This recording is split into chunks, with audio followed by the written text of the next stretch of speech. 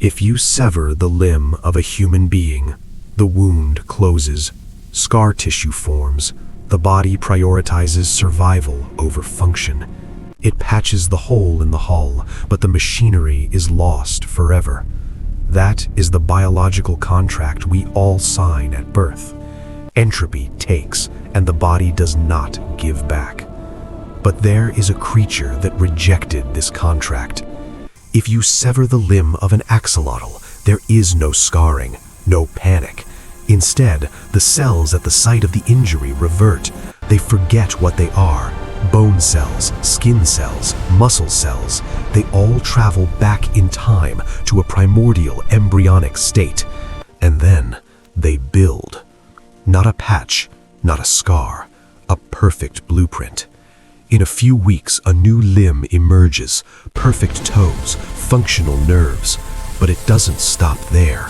Crush its spinal cord, it reconnects. Remove a third of its heart, it beats again.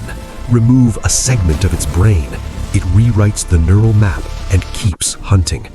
It is a creature that treats catastrophic injury as a minor inconvenience, a biological anomaly that has looked at the fundamental rules of vertebrate life, aging, scarring, degeneration, and simply opted out. But here is the thing. This godlike ability to cheat death isn't the strangest thing about them. The true mystery isn't how they survive injury, it's how they survive time. Because strictly speaking, this animal doesn't exist. To understand why, we have to go back, not just in time, but to a specific place that has been swallowed by the modern world. Picture the Valley of Mexico 2,000 years ago, before the sprawl of Mexico City paved over the wetlands. This was a vast, interconnected system of high-altitude lakes, Lake Xochimilco. The water is dark here. The bottom is thick with silt and volcanic soil. It is a high-altitude basin, isolated by mountains, creating a unique evolutionary pressure cooker.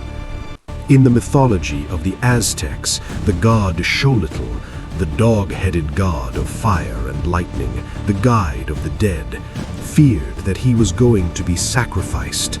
To escape execution, he transformed, first into maize, then into agave, and finally he plunged into the water and became the axolotl, the water dog.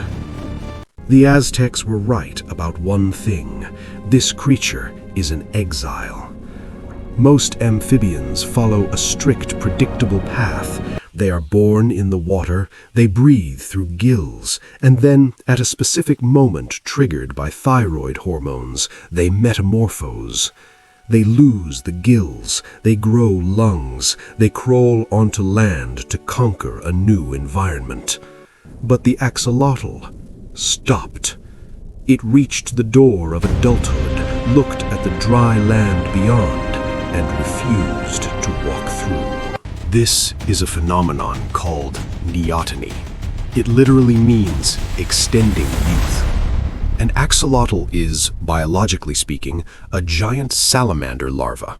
It retains the features of an infant its entire life. The external feathery gills that wave in the current to capture oxygen, those are baby features. The dorsal fin that runs down the length of its back, that is a larval trait. In any other species, this would be a genetic error, a failure to launch. But in the axolotl, it is a masterstroke of evolutionary strategy. By staying in the water, by refusing to grow up, they bypassed the energy costs of metamorphosis. They didn't need to build heavy skeletons to support their weight against gravity. They didn't need to develop complex lungs.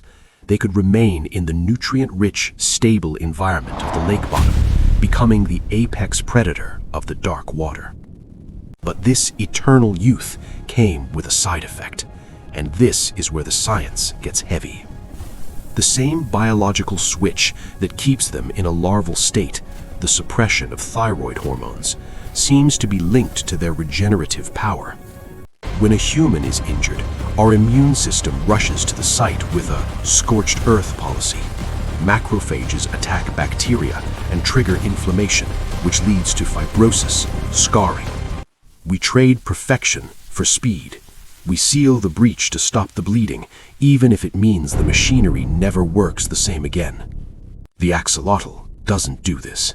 Its immune response is quieter, not out of weakness, but out of precision. It allows the cells near the wound to de-differentiate. They become stem cells again. It's as if the animal keeps a reserve of its own embryonic potential, a save file from before it was fully formed, that it can reload at will. It challenges everything we think we know about complexity. We tend to think that as an organism gets more complex, like mammals, it becomes better. But in doing so, we lost the ability to repair ourselves. The axolotl kept the keys to the kingdom. But there is a cruelty to this story. We have spent decades studying them. We have chopped them up, grafted their heads onto other bodies, and stained their neurons with fluorescent dye. We have sequenced their genome, which is 10 times larger than the human genome, a sprawling, repetitive library of code that we are only just beginning to decipher. We look at them and see a holy grail. If we could unlock the secret of their macrophages, we could cure degenerative diseases, we could regrow spinal cords, we could heal hearts after cardiac arrest. But while we stare at them in aquariums, watching their gills flutter like pink feathers, the reality outside the glass is horrifying. Lake Xochimilco is gone. Or rather, it is a ghost, reduced to a series of polluted canals, choked by invasive carp and tilapia, fish introduced by humans that eat the axolotl's eggs and young. The water is murky with heavy metals and agricultural runoff. The water dog is drowning in our waste. In 1998, a survey found 6,000 axolotls per square kilometer. In 2008, that number dropped to 100. Today, you can spend weeks trawling the canals and find nothing. The creature that can survive a broken heart, a crushed spine, and a severed brain cannot survive us. It is a paradox that borders on the absurd. The most resilient biological machine on the planet, an animal that holds the secret to immortality within its cells, is on the verge of total extinction in the wild. We have saved them in labs. There are thousands of them in tanks in universities and pet stores. But are those really axolotls? Or are they just biological curiosities severed from the context that made them? An axolotl in a glass box is a genetic library. An axolotl in the dark volcanic mud of Xochimilco is a god. And we are burning down the temple. We often define success in nature by dominance. The biggest teeth, the fastest legs, the highest intelligence. We look at the axolotl, a small, smiling pink amphibian that refuses to leave the water, and we see something primitive. But that is an anthropocentric mistake. The axolotl teaches us that progress is not a straight line. Growing up is not always the answer. Sometimes the smartest move is to stay exactly where you are, to keep your potential open, to remain fluid in a world that demands rigidity.